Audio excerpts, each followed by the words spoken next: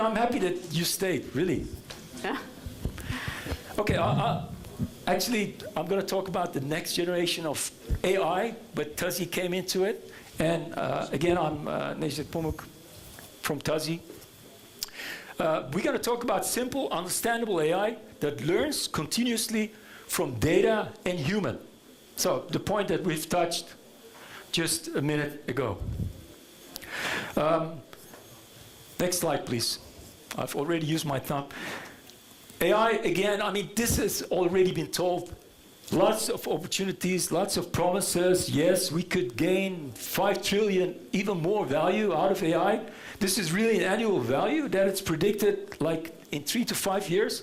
So it's quite exciting for all the businesses, all the people. We could have productivity increase of more than 40%. Can you imagine? More than 40%. And even profitability increase of more than 40%. This is real. This is really real. I mean, we're working on it. We see amazing things during the projects that we have. And AI is a job creator, okay? I mean, all the people, they were already saying, even if you would train all the people, you will still need millions of people that are into AI, working together with AI, and discovering AI and its outcome. Next slide, please. Okay, but what about the threat? Yes, I mean, we know all the movies, the horror stories. AI is going to take us over. We're going to lose our jobs. We're going to be slaves of AI. They're going to be more smarter, etc., etc. But no matter all those movies and all those horror stories, actually, I really believe that we should embrace AI because we could gain a lot, and we should be proactively embracing AI, not just laying down and see what's going to happen, etc. Like a smartphone user, you know, okay, you have to navigate to the left, to the right, and then, oh my God, I knew the road, but now I forgot. So we should be proactively embracing AI, because no matter, one thing is sure. I mean, we saw the 2 ladies down there, okay? She are using AI, and they love, more than 90% of the people, the millennials, love their smartphones. They can't get rid of their smartphones. They're using tablets. They're, I mean, definitely connected. So we have to make sure that we are also into it and that we embrace this world.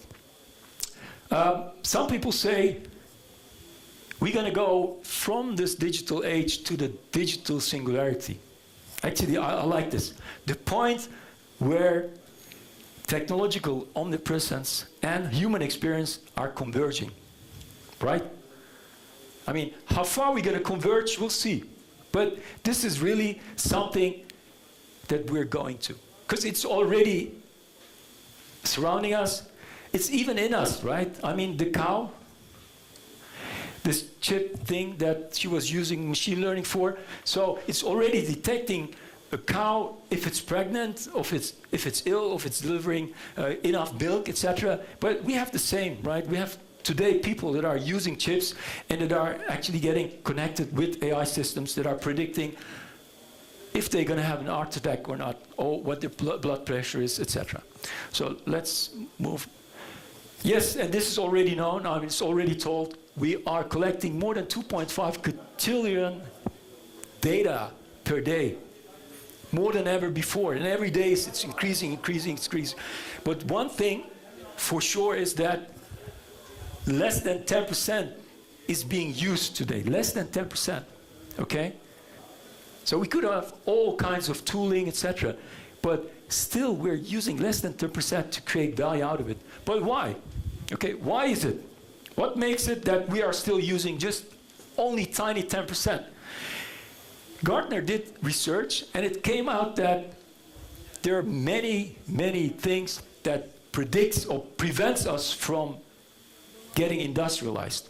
So everybody is working on all kinds of AI projects, but there are many pitfalls that are preventing us from going into the industry. 2 things, accessibility. Everybody's talking about, we gotta make AI accessible. All right, and everybody's talking about we gotta make AI affordable. Let's look at the accessibility. Today, yes, we know everybody has a smartphone, etc. Even more than that, the Echo, its series, etc. that we're using.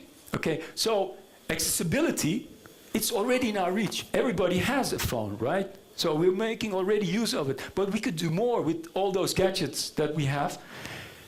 and use AI much better, much efficient. But why still that 10%? Why this huge gap? Okay, we're collecting data, but only 10%. Let's look at the affordability.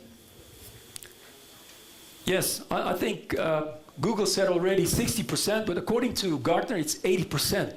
80% of the AI projects are not getting industrialized. So it's in the play field. Everybody's playing with it. Lots of money being spent. It's quite expensive. It's quite resource consuming. So you need a lot of people in order to build this machine learning. And then you come to the business. Oh my God, it's outdated. Just like in Amsterdam.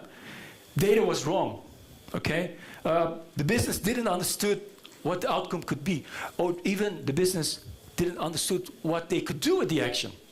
So go back and create something that we could use, okay? So again, you need all those disciplines.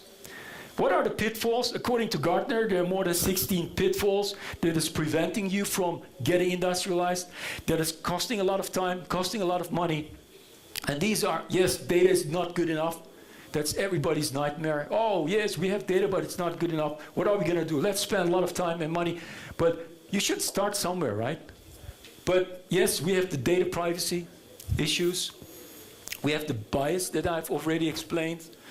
We don't have the skills. Everybody's shouting, hey, give me some more data scientists, engineers, coders, etc., in order to build. Most of them are silently failing. Some people are dealing with it. But the tooling, although, I mean, big companies are saying, hey, we've got a tool, you can use it, go ahead and make use of it. But it's still batch-based learning.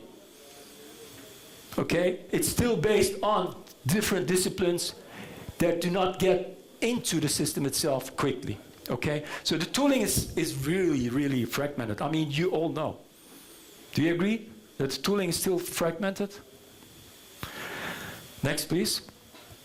So even if you have it grabbed together, and then you got to say, okay, I've got the objectives, I've got the people, you still need lots of disciplines. Again, it was also mentioned by my former speakers. So you need all those disciplines, programming skills, mathematics, statistics, business, to be aligned, and data scientists in order to create value. Actually, this is the point that I'm going to go into TAZI. What makes TAZI different? Next, please. TAZI's approach is different. Actually, from the start, the dream of our founders from MIT and Caltech, they said we should have a machine learning environment in which people could dance. Really, this is literally, in which people could dance with machine learning and learn from it and create actionable output. TAZI has brought all the different disciplines together in a compact system that you could start by having business expertise together with the citizen data scientist. You could infuse the data and create output, and based upon you could give feedback and again retrain automatically, and it's using streaming data. So no batch data, streaming data. So you could actually cope with all the data that you're collecting and improve along the way, making already use and grow together with the system that you have built with less people and quick output.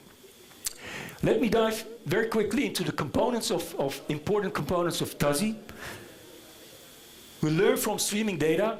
So all the data that you could put in, it's streaming, and the system automatically, based on the objectives that you have, is creating a default set of parameters that is already running to train the model and get the best model for your objective automatically. And based on the best output, people, the human in the loop, could look at the model, understand the model, okay, give feedback on the results of the model, or even redirect the model in order to learn again based on the streaming data and the input from domain experts. The continuous learning system, depending on the speed of learning, the data ingestion, you could have slow speed, you could have fast speed. The system is continuously improving the model, okay, creating output which is actionable, understandable, but also the basis to feed back into your system to learn again. Tazi's continuous business learning system is enabling this today. Actually, already in the past. We have even some customers that are working with it. Thank you very much. Next, please. Yes, I've already told that advanced model explanation is in every node of the system, okay? Enabling businesses and data scientists understand. This is one of the screens that we have. If you want really more detailed information, please come down. We have a booth over here, or down, no, over here. Oh, down, sorry. We could tell you more in detail, but also in Turkish, okay? Next, please. It's easy to deploy. It's a 5-step deployment, okay? This is not the latest screen even. Doing all kinds of feature engineering, etc. Next, please. We're talking about a proven solution already used at customers around the world, and we're very happy that the Data Science Central senior data scientist Bill Wers named us as the next generation of AutoML. Okay, and even we're actually talking with Gartner. Gartner nominated us as the cool vendor, so we're happy with that also. Hopefully you're gonna hear more from us very soon. Okay, founders, Zero Chatal, Tepetanj Chatal, we have more than 25, I mean they have more than 28 years experience in machine learning. He's from MIT, she's from Caltech, and we have more than 21 patents filed. And together with Karen, he's there, by the way, and myself are forming the management of the Tazi team. We have actually a recent office in Amsterdam, San Francisco, they're one of the starting points, and we have our R&D facility in Istanbul. I would like to thank you very much for listening. It was a long session, and sorry for English again. Thank you.